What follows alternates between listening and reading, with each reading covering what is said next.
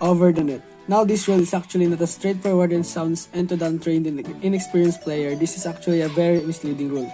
In volleyball, you are not allowed to reach over the net to attack the ball. However, there are actually quite a few exceptions to this rule.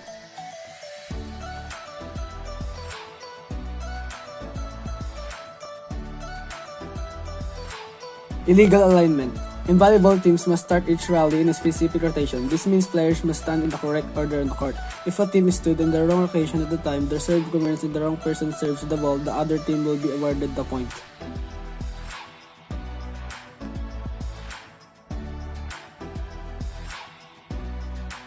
Legal hit. Although volleyball looks rather simple and easy to pick up, when you deep dive into this technique, it can actually be very challenging.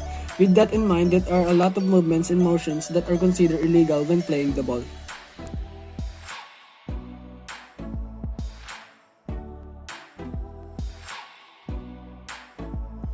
Timeout.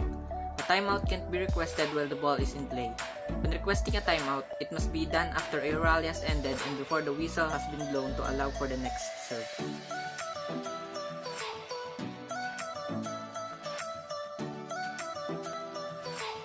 Team to serve. Which volleyball team serves the ball is determined by the previous point. Whoever won the previous point gets to serve next. At the start of a match, the first serve is determined by a volley.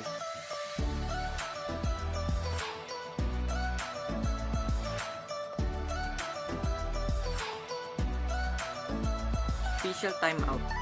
Maximum of 2 timeouts per game for a team is allowed. Timeout lasts 30 seconds. In official international competitions, 2 60 seconds technical timeout are used when the leading team reaches the 8 or 16 point mark.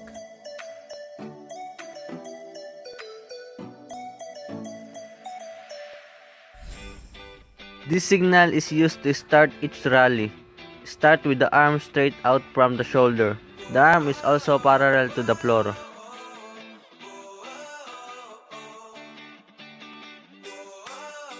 Extend your arms with hands open. Next, whistle and bring hands together above the net to have teams shake hands. A double fault is called and the rally is replayed, signaled by the ref raising both thumbs vertically.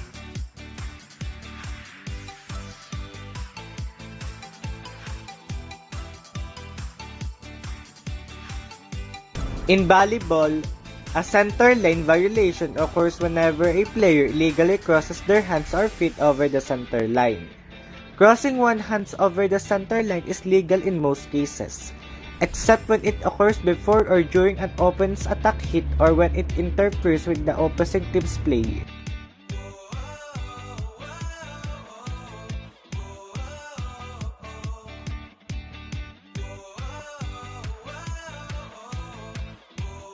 At the end of each non-deciding set, show the change of court's volleyball referee signal.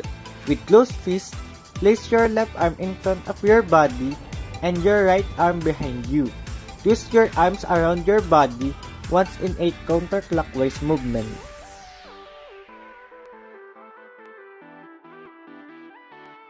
Begin serve. The server should just start by facing the area of the court he or she is aiming at. The ball is held in the non-serving hand in front of the body. The serving arm should have an elbow raised above and behind the shoulder.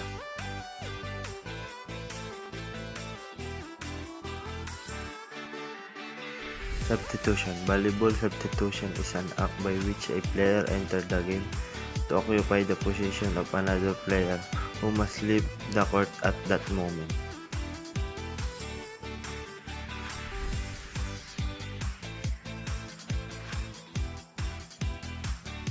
Illegal substitution. A substitution is considered as illegal if the team has exceeded the limit of substitution during a game or when a player is replaced with an unregistered player.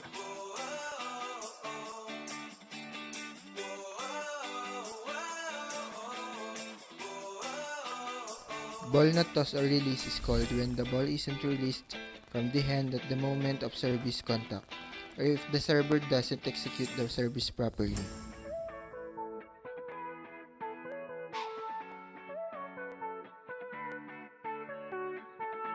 Catch or lift is called when the ball is caught and or thrown.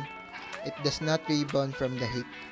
The rule makes it illegal to catch and throw the ball rather than moving it with a pass, set, or hit.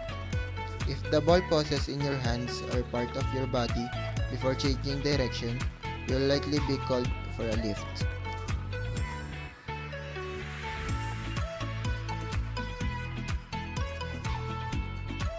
Reaching beyond the net is called when a player reaches illegally beyond the net, contacting the ball or the opponent. Show the reaching beyond the net signal.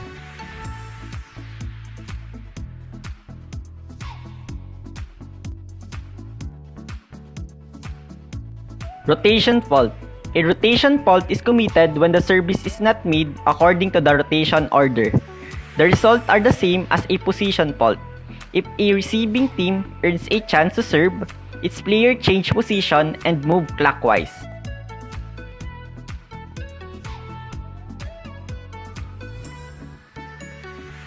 Delay in service. When the server doesn't contact the ball within 8 seconds, raise both arms above your head. Use 5 digits on the right hand and thumb and the first finger on the left hand.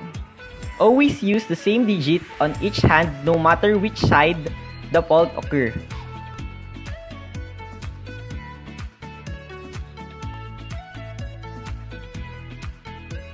Blocking fault or illegal blocking. A blocking error occurs when a player goes up at the net to block the ball coming over, but fails to do so legally.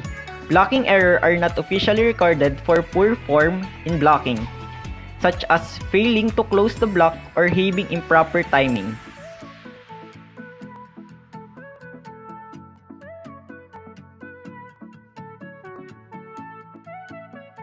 Penetration.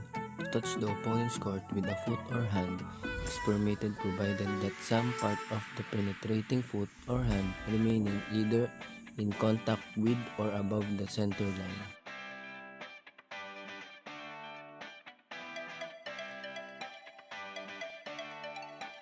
Illegal attack. The player in a back row position may not make an attack hit from the front zone while the ball remaining above the top of the net. Player may not attack an opponent serve from either the front or back zone while the ball remaining in the front zone and above the top of the net.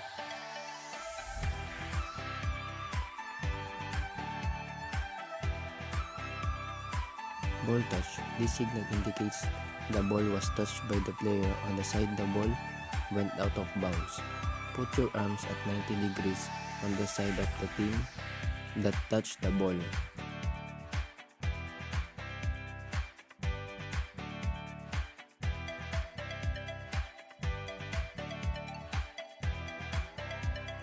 Ball in. When the ball lands in the court within the boundary lines, this ball is indicated in. Signal the extending the arm with hand open toward the court.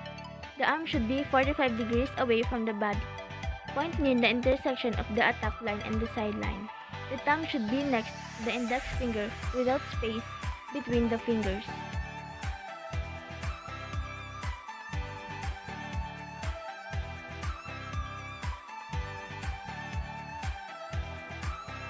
Ball out. When the ball goes out of bounds without being touched by the defender or the ball hits the antenna or crosses the net outside the antenna, you signal by raising both arms while keeping the upper arms parallel the floor. The forearms are perpendicular to the floor with elbows kept at a 90-degree angle.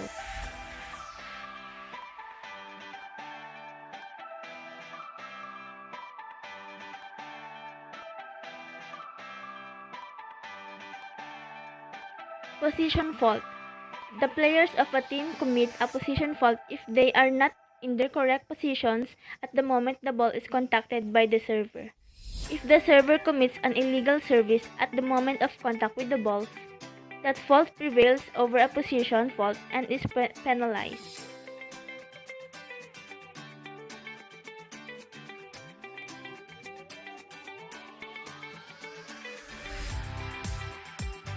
Double contact. Raise two fingers spread open. This is used if the player touches the ball 2 times consecutively.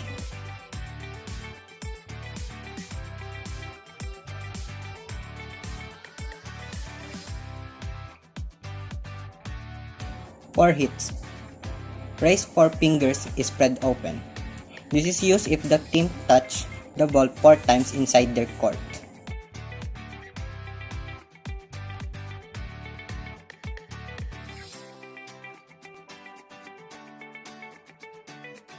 Net touch by a player. Indicate the respective side of the net.